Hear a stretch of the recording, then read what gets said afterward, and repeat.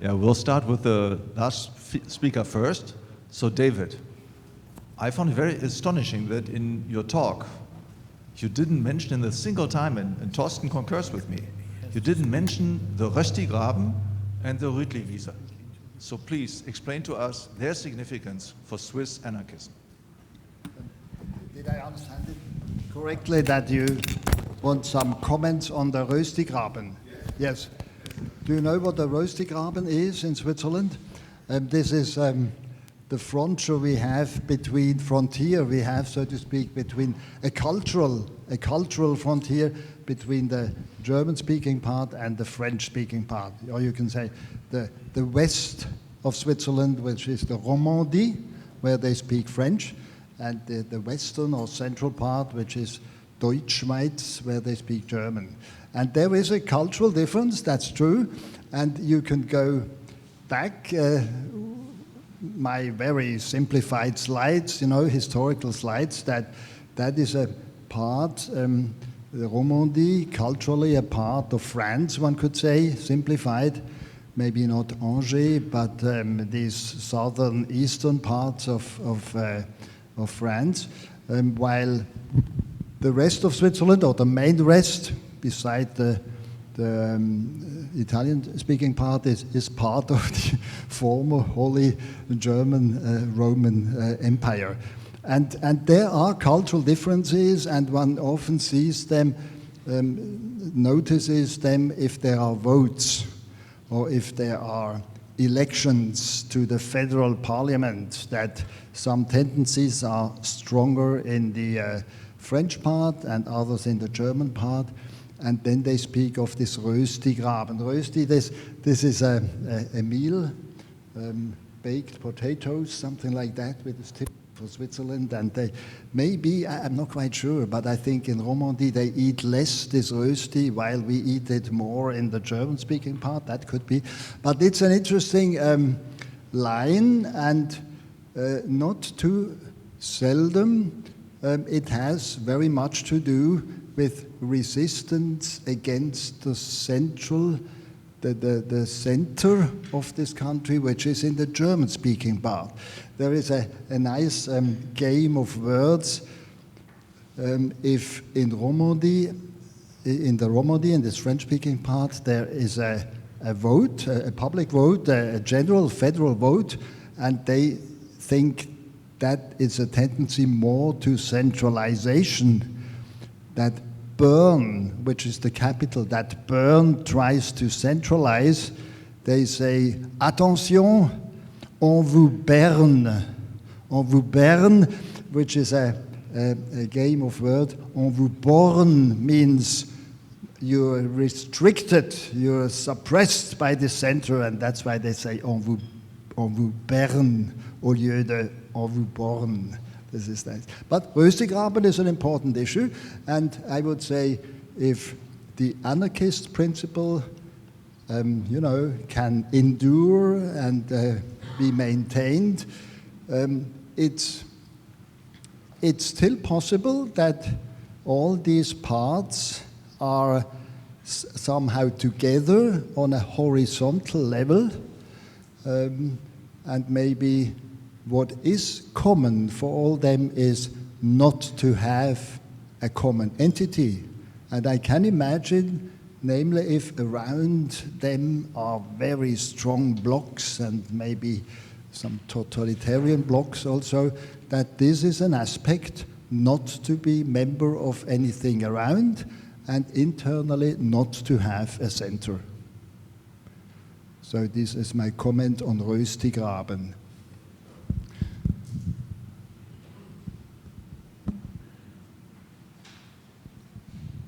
And Rösti, by the way, is something very good. So I recommend that, namely with sort of sliced meat and so, but that's another story. My question is for Sean. I guess a couple times you mentioned that the slaves who did not die in slavery was a very small subset of, I guess, the total population of slaves. I'm curious to know if you have an idea of what kind of percentage that subset makes up, and if there were any other catalysts or incentives to free a slave besides the conclusion of a contract, or I guess to marry them. Statistics from the ancient world are very problematic, and that's putting it mildly. We don't have statistics, and I don't believe it's possible to derive statistics. However, freeing slaves was considered in some respects an obligation on masters. If, for example, a slave saved your son when he fell out of a boat, you were not legally obliged, but you were morally obliged to free the slave on the spot. If a slave did you a particular service, you were obliged to free the slave on the spot. Very often you would make an informal contract with a slave, as I said this morning. You look after my wife's hair for the next 7 years, make sure that she doesn't have any serious complaints against you, and I'll free you. Many Roman households, wealthy Roman households, could have as many as 4,000 or 5,000 slaves in them. Masters would need special officers called nomenclatores, whose job it was to follow the master around, whispering in his ear, "Oh, that's Junius, that's the slave boy you won at a game of dice last month." And how do you keep control of an army of slaves? As I said, you could terrorize them, you could hang them up on hooks and whip them, you could kill them, you could crucify them, you could do whatever you liked. But the result of that would be a rather fraught household. Or you could just free 1/7 of them every year or something. And many masters took that approach. Quite often, because senators were banned from engaging in trade, a senator who was rather commercially minded, and there were many of those, would free one of his slaves and set him up in business with himself as a sleeping partner, and the senator would have a strong directing influence over the business, but formally it would be conducted by his freedmen. So there were many reasons, moral and commercial, and simple keeping the peace reasons, that would drive masters to free their slaves. Oh, and there was a time during Roman history, which came to an end largely in the 2nd century AD, when it was legally useful to free your slaves. If you had committed a crime, your slaves could be examined, and you see, slaves had to be examined under torture. And so if you were accused of a crime, you would free all of your slaves so they couldn't be examined under torture and compelled to give evidence against you. So there were many, many reasons for freeing slaves, and I've said that deriving statistics is difficult. It's not always impossible. Of those people around Pompeii and Herculaneum who were able to afford gravestones, more than half were freed slaves. So that gives you some kind of idea for the turnover between slavery and freedom in the Roman Empire. But as I said, the great dark mass of slaves, the ones working in the mines, in the quarries, in the fields, they did not have much opportunity for freedom. And it is those slaves who fed the Spartacus slave revolt and the other great slave revolts in the late Republican period, and they were the slaves who formed the armies of internal bandits who swept through the western provinces in the 5th and 6th centuries AD. Sorry, I could talk at length about this, but I won't. Does that give you a sort of answer? It's a quiet crowd today.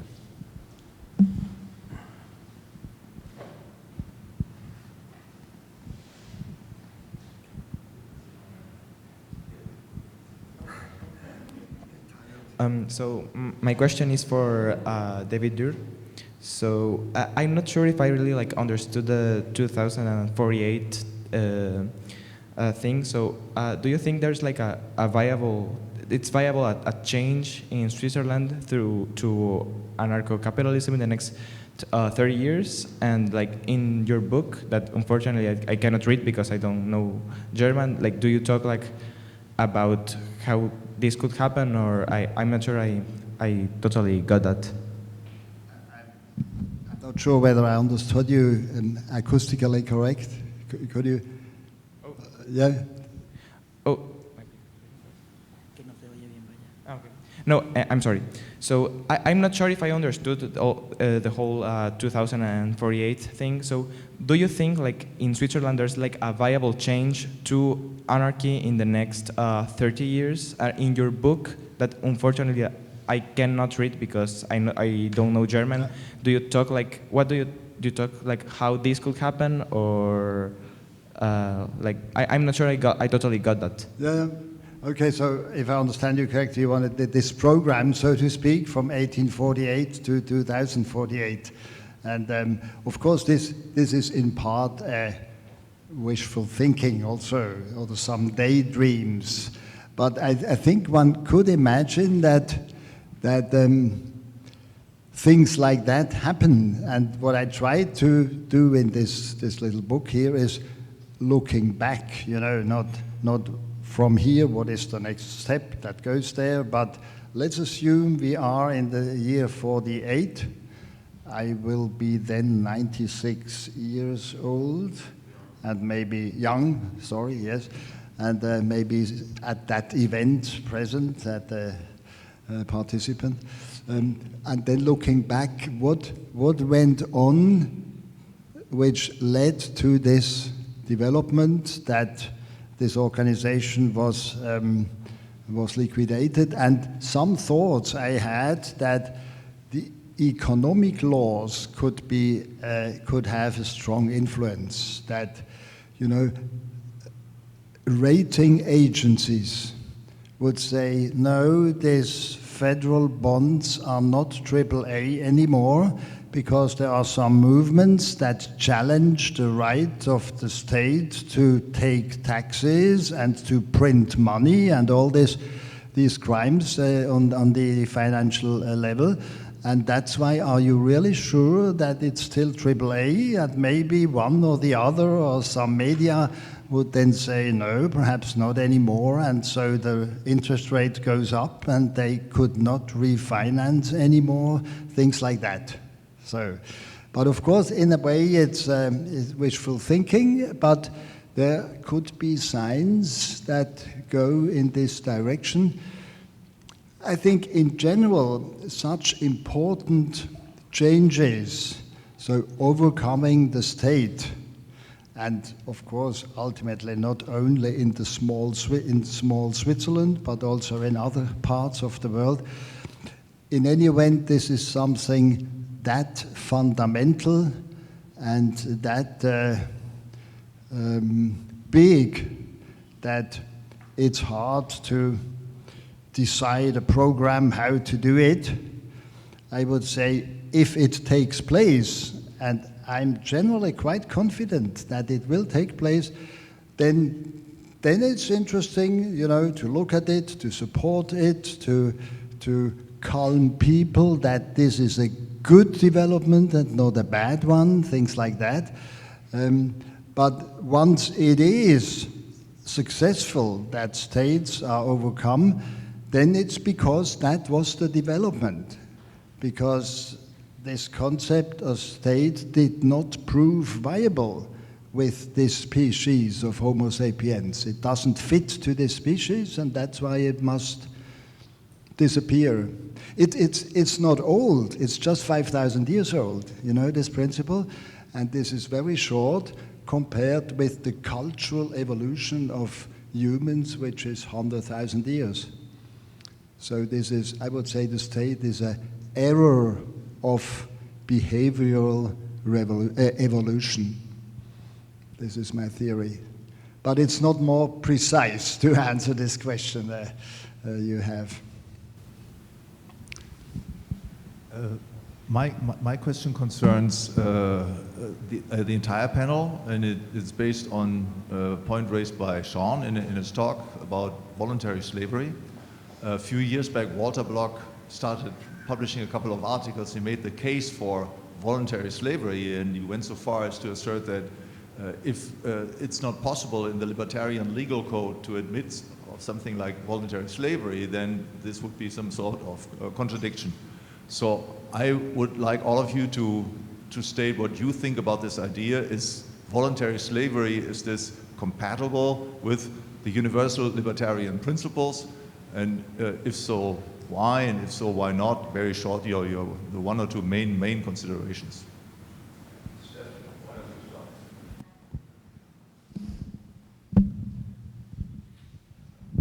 I've disagreed with Walter in person and in print on this issue. I agree with Rothbard that the body is inalienable because the will is inalienable, and the will is the source of ownership of one's body, not homesteading. So there's just no way to abandon your body by a mere declaration. So I don't agree with Walter. The example he gives is if you're not permitted to sell yourself into slavery, terrible things could happen, like a father couldn't sell himself into slavery to get money from a billionaire to pay for his son's cancer treatment or something like that, which just seems too far-fetched. In Sean's example, I think it was the example Sean gave, it was like a type of green card, right? It was a clever workaround to Roman laws on citizenship. So if you didn't have the state in the first place and the concept of citizenship, you couldn't make the argument Walter makes that, well, if you didn't have slavery, there wouldn't be a way to have a workaround to the state's immigration or citizenship laws. So no, I think Walter's wrong on the voluntary slavery issue, and I've written in detail in print as to why. Slavery is a horrible institution. In those societies where it did exist, such as the Roman Empire, you can see contracts of voluntary slavery as an alternative to our own system of student loans, apprenticeship agreements, and all sorts of other things, but that does not justify any kind of voluntary or contractual slavery in our own society. If I were a judge in a libertarian society, I would just rule any such contract as void from the very beginning. I'd rule it as void on the grounds of public policy, or whatever you'd call that in a libertarian society. I just wouldn't allow it, in the same way as I wouldn't allow contracts for murder to be enforced. It's of the same kind. I think an interesting application of a slavery contract is being member of the state. This is what we discussed already briefly.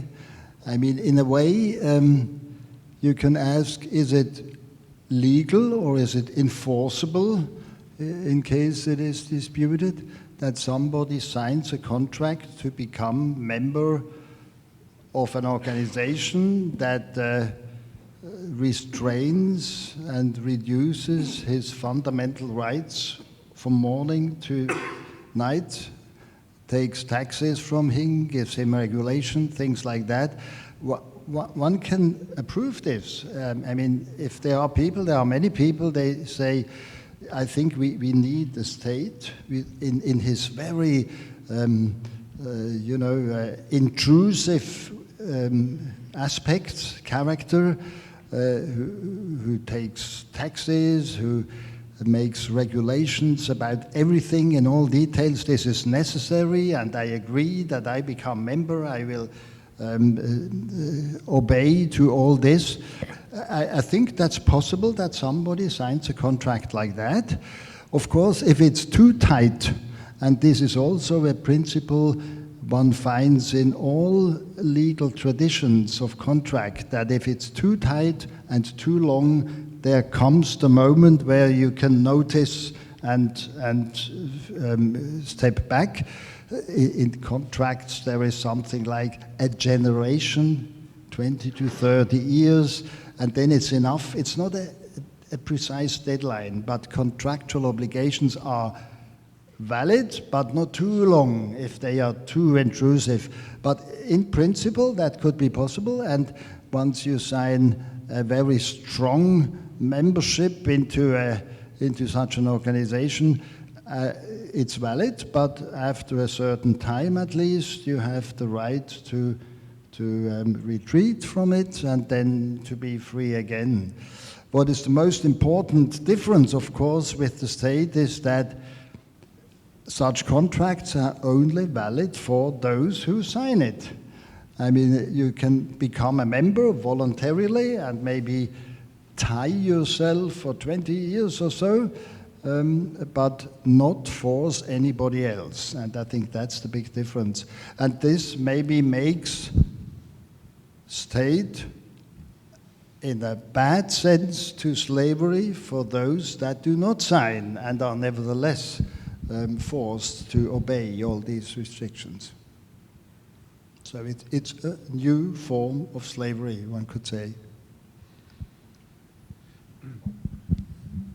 I don't know whether what I'm about to say is relevant really to this question, but I will make the observation that a large number of people do not want to be free and find freedom a terrible burden.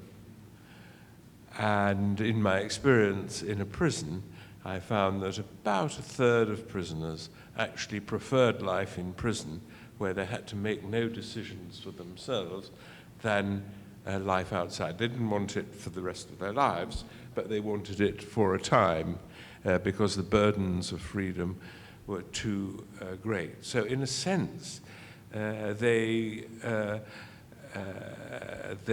signed a kind of contract of voluntary slavery by making sure that they were caught and sent to prison, because in Britain you actually have to want to be caught by the police to be caught by them, and many of them did want to be caught. And when they were released, many of them went and did some very silly crime in order to get back into prison. So I don't know whether that's relevant to what we have to say, but to this question. But it is, to me, a remarkable psychological reality. Speaking of prisons, there's this story of a guy who was he was condemned by an Italian court, and they awarded him the possibility to serve his term at home with his wife. And he escaped from home and surrendered himself to the prison and said, I'd rather be in prison than with my wife. So maybe that's a form, marriage can be seen as a form of voluntary slavery as well. Now, jokes aside, I think voluntary slavery is an invalid contract, as Stephan was saying, because ownership of your body is inalienable and your will is inalienable if it exists. I have doubts as well about free will, but still. The problem is, I think the biggest example of voluntary, of so-called voluntary slavery that we have is the membership of a state, because this is the common narrative. We are part of a social contract and we surrender some of our, most of our freedoms in exchange for security from this state. And I think this is the biggest example of more or less voluntary slavery. They convince us that it's voluntary. In fact, it's not voluntary. It's an invalid contract, which raises the question, and sometimes it's a contract which entails the fact that you must accept to be killed for the state, because once there is conscription, and now we have the European Union clamoring again for war against Russia or whatever, and if you are conscripted, you are literally forced to give up your life in this contract of voluntary slavery. So it's even worse. It's a sort of human sacrifice on the altar of the state. But if it's a contract, and if this contract is invalid, then there must be a way out of this contract. And so this is the whole question of libertarian philosophy. The contract with the state, first of all, it doesn't exist. And second, if it exists, it's an invalid contract. And so we have the right as Herbert Spencer wrote, to ignore the state. This is the main issue about this form of voluntary slavery. My question is for Dr. Gabb. My question is, what are the key differences between ancient slavery versus modern chattel slavery? Thank you. Well, Sophia, there are a number of important differences. The most important, I would say, is that in North America and in the European colonial possessions in the New World, slavery after the middle of the 17th century became increasingly a matter of a racial difference. The slaves were generally a different race from the master population. And so there was the possibility of freeing slaves in, I believe, most of the American slave jurisdictions, but you no longer had the shackles on your wrist, but you still had the black skin on your body. In the ancient world, slavery was what you might call an equal opportunity status. Anyone could be a slave. There were black slaves, there were German slaves with blonde hair, there were Syrian slaves, there were slaves of every possible sort. And so there was no necessary continuing stigma if you obtained freedom. There was some stigma for people who, in their time as slaves, had been prostitutes. These people suffered continuing infamy even after being freed. But generally speaking, if you were a slave and you were freed, you looked like everybody else around you, and so there was no continuing stigma. You might be looked down on by the upper classes. Oh, he was a slave once, you know, but that does not appear to have been a general belief. So that is the main difference. I suppose this is not exactly answering your question, but Stephan is probably the expert on this. In those American jurisdictions which followed the Roman law, the treatment of slaves was generally somewhat more humane than in those jurisdictions which followed the common law, because Roman law has all manner of provisions built in for the management of slaves and for their discipline, whereas in English common law, slavery was always rather difficult. Were slaves human beings, or were they simple pieces of property? Were they in the same category as farm animals and cats and dogs? Whereas in the Roman law jurisdictions of the New World, slaves were a separate class, subject quite often to the humanizing provisions of the later emperors. Does that answer your question? I think the main difference is that slavery in the New World was marked by racial differences. In the ancient world, there were no racial differences. Slaves could be from anywhere, and very often were.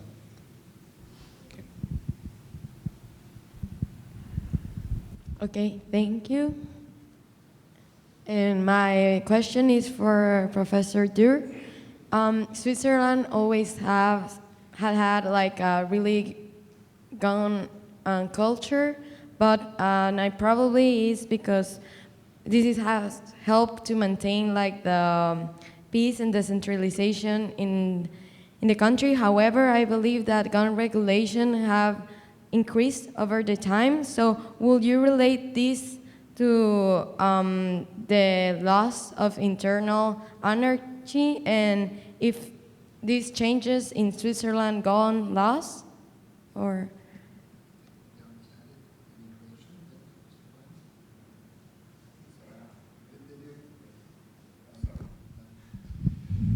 Did you, to be frank, I don't hear that well acoustically. Do you mean these problems like immigration? Did I understand? No, like the gun culture that is really big in Switzerland. How is that this loss in internal anarchism, maybe it's related to and has affected this like gun culture? Because I believe that there has been an increase in gun regulations and stuff in Switzerland. I'm not sure, but that's what I heard like in the last years. I'm still not sure whether I got your question. You mean these cultural differences we have? No, the gun culture. I'm sorry. Yeah. I'm sorry. Yes, no, I got it. I always have people that help me to understand. No, that's good. Yes, there is actually an old tradition in Switzerland, you know, that from the military service you have your gun at home in your cupboard and you are ready every day to defend your country. That's not that clearly the case today. At least one has the possibility in certain situations you have even the obligation to put it back after military service or repetition service, then you have to put it back. And the argument is that it's dangerous, that so many weapons are around in private households. This is now your topic, huh? This question. And so what's about in a society where there is no state and no public police, no official police, and but people have their arms at home, their weapons at home. And yes, I think this is this general question that is, I think, heavily debated in the United States, for instance, that there are some very liberal attitudes that everybody has the right to buy and to have weapons. Others say you have to regulate it much more. And I think there are statistics that there is not more violence if you are liberal with the weapons than if it's regulated. Those that do want to commit crimes, they find their weapons somehow. And those who use it reliably and only if it's necessary, they do not create a danger for society.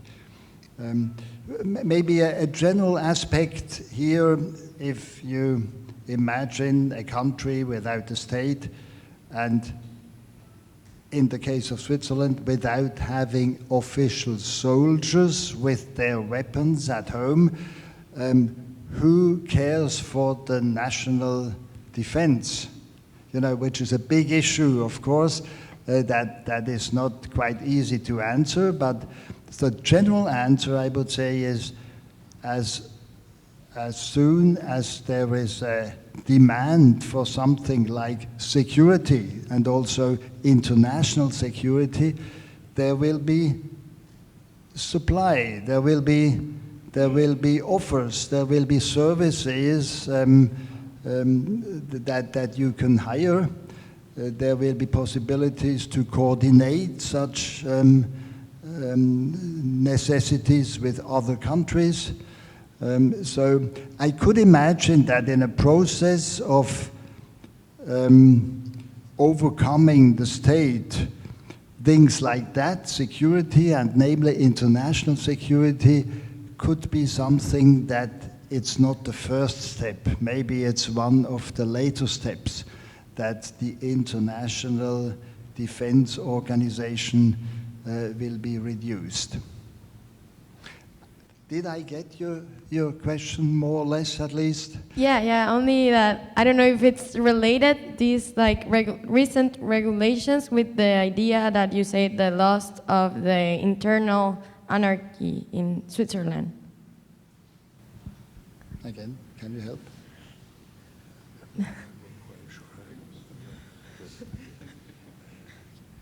Is there a relationship between the decline of internal anarchy and the new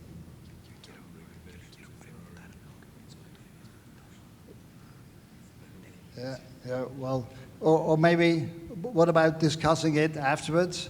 It's maybe it goes too much to the details, and so I would be glad to, yes.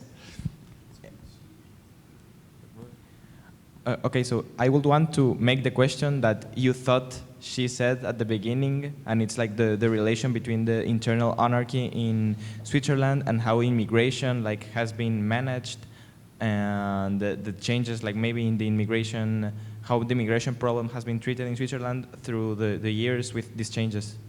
Now this is immigration. Yeah, this is. Which I thought it was before, yes. So immigration, of course, once you do not have, you know, a strong police at the border or things like that, then you just think about, then you are overflowed by immigration. I don't think that this is necessarily the case, because I think one of the strongest element of these problems we know that are today in Europe generally is not that so many refugees are coming to these countries, but that these countries have programs to attract them.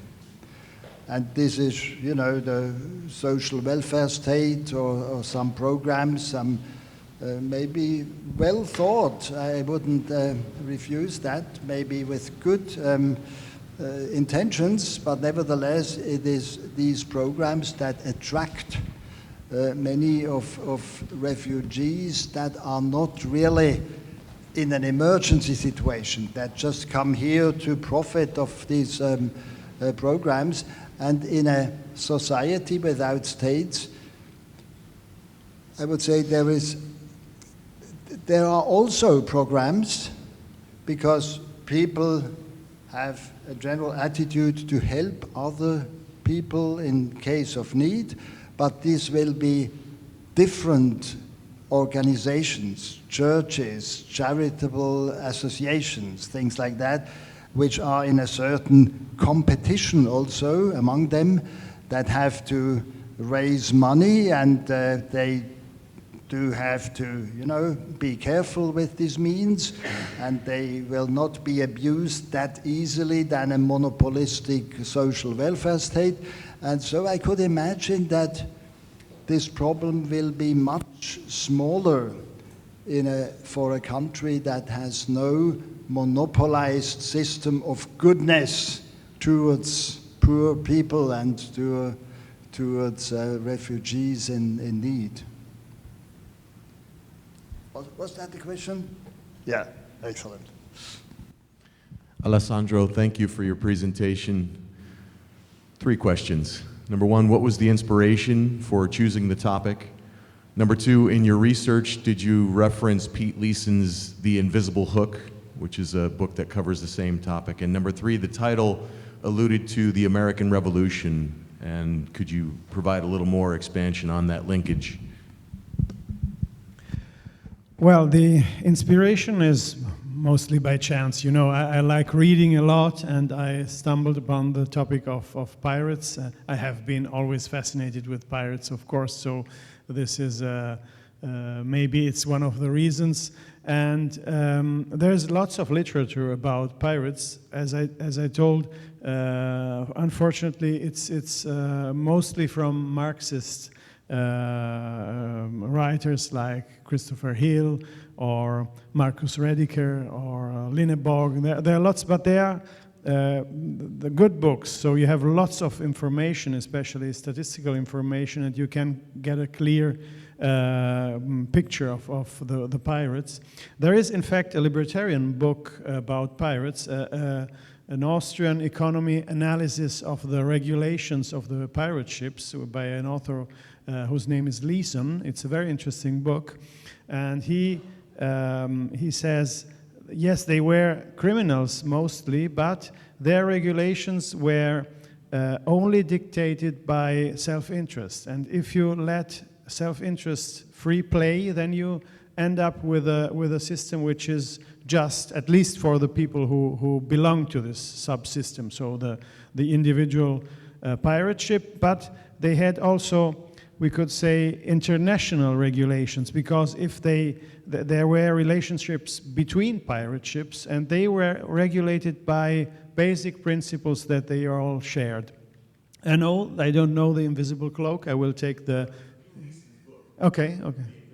Oh yeah, okay. No, sorry. Yeah, okay. Then yes, I studied this book, and it's a very interesting book, and I think this is a very good libertarian interpretation of these regulations about pirates. And then last question: they are not only the pirates, but they are somehow connected with the American Revolution. First fact is, pirates sold their loot in the British colonies in North America, sometimes legally, sometimes illegally, but there was a big relationship between pirates, Caribbean pirates, and the British colonies in North America. And what pirates thought and how their life was, this influenced the people there.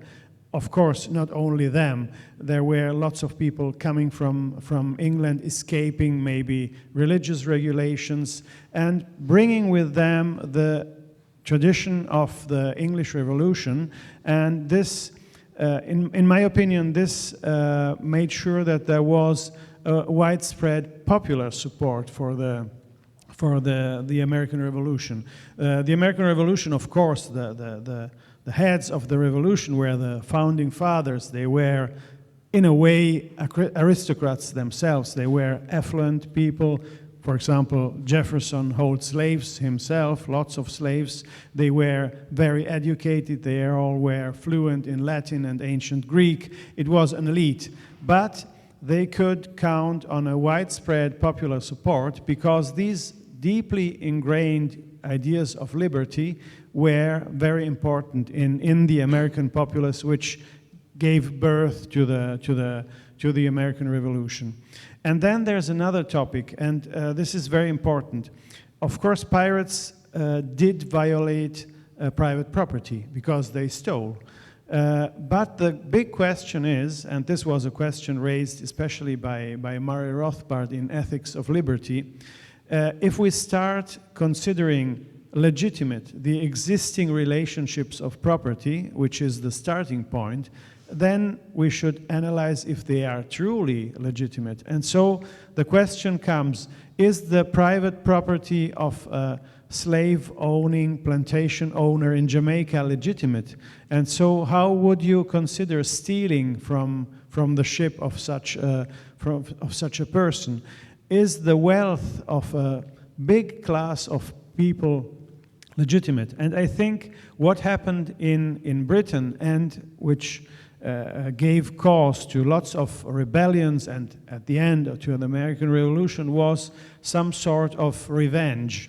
There was a big class of people who felt disenfranchised because they were literally kicked out of their homelands in England or in Scotland or in Ireland, and they were expropriated. And so they wanted to have back their ownership, or maybe they wanted to take revenge on the same elites who stole from them, who stole the common lands, who stole the farms, and who exerted a total control on the government, which at that time the global elites, which still dominate in the world, began winning and taking more and more property. And so, and the reaction, especially by the English state, was a very harsh reaction.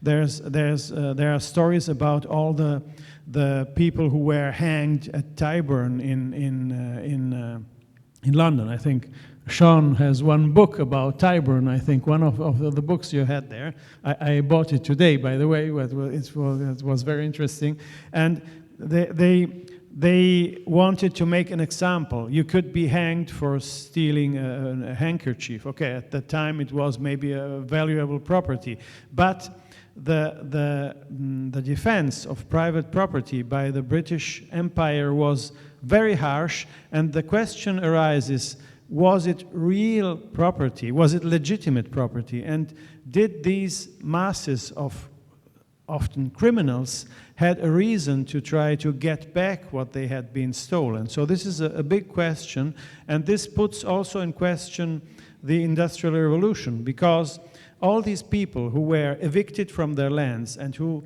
got to London, of course, the early industries could offer them better living conditions than what they would have had on the land, where they would be quasi-slaves. It wasn't a life which was very different from that of a Roman slave in some farm of some latifundists. But still, these people, the story of the exploiting of these people by the Marxists, I think we should review it from a libertarian point of view. Sure, the story that the factory owner exploits the workers because he takes advantage of the plus value is stupid, because it's Marxist interpretation. But still, these people had been evicted from their land before, so they had some claim to get back what they lost.